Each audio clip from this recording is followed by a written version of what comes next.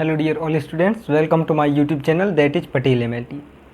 देखिए, आज के लेक्चर में मैं आज आपको बताने वाला हूँ हेमेटोलॉजी सब्जेक्ट्स के बारे में। ठीक है, जो कि हमारे जितने भी मेडिकल और पैरामेडिकल कोर्सेज होते हैं इन सभी में इसकी स्टडी करते हैं और ये बहुत ज़्यादा मोस्ट इंपॉर्टेंट होता है मेडिकल और पैरामेडिकल वाले स्टूडेंट्स को पढ़ने के लिए। ठीक, और भी जो ये वैसे तो ये सभी को पढ़ना चाहिए, लेकिन जो मोस्ट इम्पॉर्टेंट है वो मेडिकल और पैरामेडिकल स्टूडेंट्स के लिए। ठीक है, देखिए, इसके पहले मैंने एक और लेक्चर बनाया था, उसमें मैं जो BMLT, DMLT और BSc MLT वाले स्टूडेंट्स हैं उनके लिए मैंने उसमें उनके अंदर उनको पढ़ने के लिए जो सब्जेक्ट्स हैं उनके बारे में बताया था। उसमें मैंने हिस्टोलॉजी सब्जेक्ट और एनाटॉमी फिजियोलॉजी सब्जेक्ट के बारे में मैंने उसमें बताया था कि इसमें किस किस की स्टडी करते हैं। ठीक है, ओके।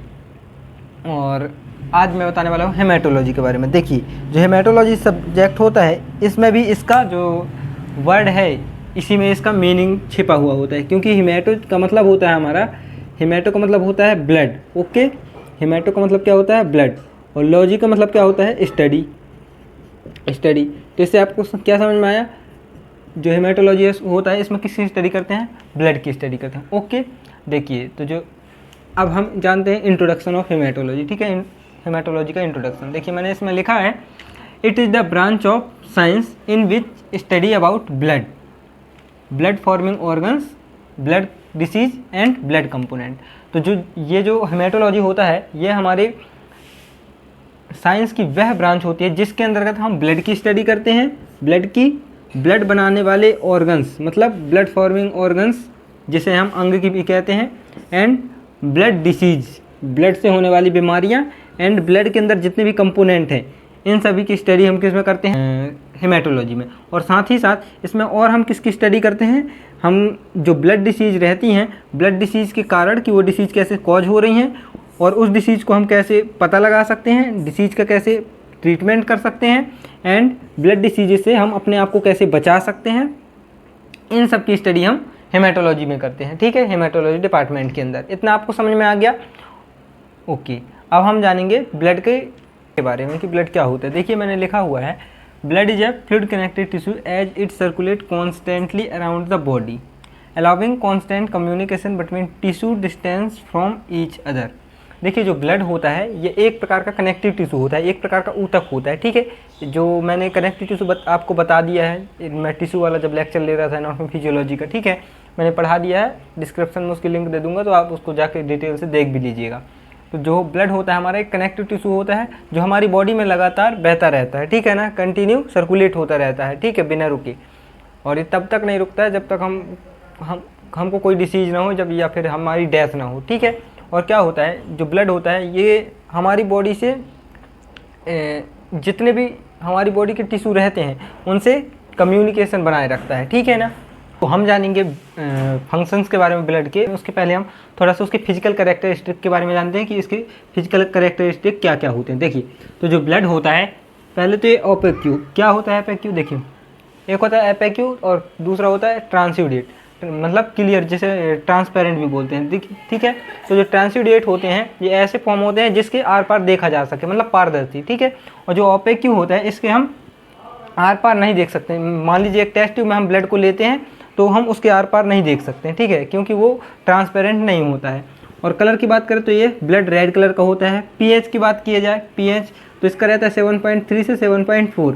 एवरेज वॉल्यूम की अगर बात किया जाए कि हमारी बॉडी में टोटल कितना अमाउंट रहता है ब्लड का, तो अप्रॉक्सीमेटली 5 लीटर। ठीक है ना, और इसका जो होता है 8%, जैसे किसी मान लीजिए कोई व्यक्ति है 80%, मतलब वो 100 kg उसका वेट है, तो उसकी बॉडी में 8% उसका जो होगा ब्लड ही होगा। ठीक, एंड स्पेसिफिक ग्रेविटी की बात करें तो मान लीजिए उसकी स्पेसिफिक ग्रेविटी रहती है 1.057 से 1.065। ठीक है, अब इतना जान लिया। और फिर मैंने इसके बाद लिखा है blood function of blood, blood का क्या काम होता है हमारी बॉडी में। तो देखिए, मैंने लिखा है ट्रांसपोर्टेशन ऑफ गैसेस। हमारा जो ब्लड होता है ब्लड गैसेस का ट्रांसपोर्ट करता है, गैसेस का ट्रांसपोर्ट करता है। जैसे हमारा ऑक्सीजन हो गया, नाइट्रोजन एंड कार्बन डाइऑक्साइड, ये 3 प्रकार की जो गैसेस होती हैं इनका ट्रांसपोर्ट करता है। ओके, फिर मैंने लिखा है ट्रांसपोर्टेशन ऑफ न्यूट्रिशन।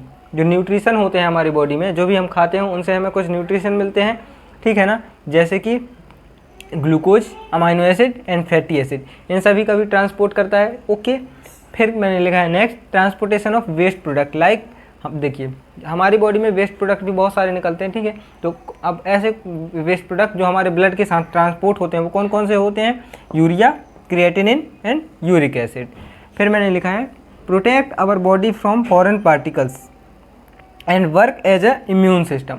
और जो हमारा ब्लड होता है ये हमें जितने भी फॉरेन पार्टिकल्स होते हैं जैसे बैक्टीरिया, वायरस या फंगस, पैरासाइट, जितने भी फॉरेन सब्सटेंस हैं उनसे हमें प्रोटेक्ट करता है और इम्यून सिस्टम का काम भी करता है, ठीक है ना, इम्यून सिस्टम के जैसे ये वर्क करता है। फिर मैंने लिखा है मेंटेन बॉडी टेम्परेचर, और ये जो ब्लड होता है हमारी बॉडी में बॉडी टेम्परेचर को भी मेंटेन करने में हेल्प करता है। ओके स्टूडेंट्स, अब हम जानेंगे ब्लड के कंपोजिशन के बारे में, ठीक है, कि ब्लड जो होता है हमारा पूरा, ब्लड के अंदर कौन कौन से कंपोनेंट होते हैं, ठीक है, ब्लड किन किन कंपोनेंट से मिलकर बना हुआ होता है, ठीक है। वैसे तो हमको दिखता है कि सिर्फ रेड कलर का लिक्विड सब्सटेंस है, ठीक है, लेकिन उसके अंदर बहुत सारी चीज़ें रहती हैं जो मैंने आपको अभी बताया था, ठीक है, और आगे आपको और बताने जा रहा हूँ। देखिए जो हमारा ब्लड होता है, ब्लड अगर आप 5 ml भी अगर ब्लड लेते हैं ना तो उसमें आप पाएंगे कि 55% आपको प्लाज्मा मिलेगा, ठीक है, और 45% आपको सेलुलर एलिमेंट मिलेंगे, सेल्स, ब्लड सेल्स जिन्हें हम जानते हैं, ठीक है। देखिए प्लाज्मा क्या होता है, प्लाज्मा जो होता है एक लिक्विड सब्सटेंस होता है, ठीक है ना, एक ट्रांसपेरेंट सब्सटेंस होता है, आगे आपको बताऊंगा, ठीक है। अभी बस आप जान लीजिए कि उसके अंदर कौन कौन से कंपोनेंट होते हैं एंड देन इसके बाद हम इसकी पूरी डिटेल जानेंगे, ठीक। देखिए तो जो ब्लड होता है उसके अंदर 55% प्लाज्मा होता है एंड 45% उसके अंदर सेलुलर एलिमेंट होते हैं, ठीक। अब ये जो प्लाज्मा होता है इसके अंदर भी बहुत सारे सब्सटेंस होते हैं, ठीक है ना, जैसे कि प्लाज्मा के अंदर हमारा जो वाटर होता है 90% तो हमारा वाटर ही होता है, ठीक। प्लाज्मा प्रोटीन्स होते हैं प्लाज्मा के अंदर, जैसे एल्बुमिन हो गया, ग्लोबुलिन हो गए, और ये हमारा फाइब्रिनोजन, एल्बुमिन, ग्लोबुलिन, फाइब्रिनोजन, ठीक। ये तीनों हमारे प्लाज्मा प्रोटीन हो गए। अदर सब्सटेंस और कौन कौन से प्लाज्मा में होता है, तो देखिए इलेक्ट्रोलाइट जैसे सोडियम, पोटेशियम, कैल्शियम, ठीक, और भी होते हैं। और न्यूट्रिशन की अगर बात करें, जैसे हमारा ग्लूकोज हो गया, अमाइनो एसिड हो गया, फैटी एसिड हो गया, ये सारे के सारे न्यूट्रिशन हमारे ब्लड में प्रेजेंट होते हैं, ठीक। एंड जो वेस्ट प्रोडक्ट, कुछ वेस्ट प्रोडक्ट भी हमारे ब्लड में प्रेजेंट होते हैं, जैसे कि urea, creatinine and uric acid, okay. And gases भी होती हैं, जैसे हमारी हो गई ऑक्सीजन एंड कार्बन डाइऑक्साइड, ठीक है। इतने सारे कंपोनेंट हमारे ब्लड के अंदर होते हैं, ठीक है। अभी हमने जाना प्लाज्मा के बारे में, अब हम जानेंगे सेल्स के बारे में, कौन कौन सी सेल्स होती हैं, ठीक है ना। सेल के लिए भी मैंने एक और लेक्चर बना दिया है कि पूरी बॉडी हमारी सेल से मिलकर ही बनी होती है, लेकिन ब्लड में कौन सी सेल्स होती हैं, देखिए जो ब्लड में होती है हमारी आरबीसी सेल्स, जिन्हें हम रेड ब्लड सेल्स या इरेथ्रोसाइट सेल्स के नाम से जानते हैं, आगे इसका आपको बताया जाएगा इसके बारे में। डब्ल्यूबीसी सेल्स जिन्हें हम वाइट ब्लड सेल्स या ल्यूकोसाइट के नाम से भी जानते हैं।